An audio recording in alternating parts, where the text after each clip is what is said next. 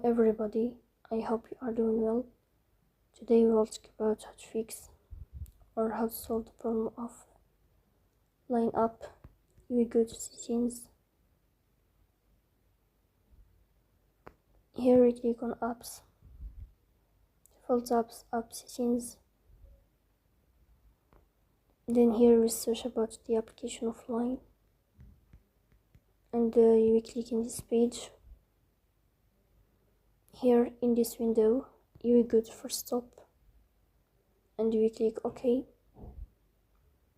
Here we go to storage, then we click on clear cache.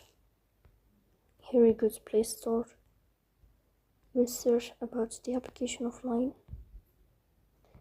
Then if you find update, you'll update your app. So please don't forget to support us by like and subscribe. See you next time.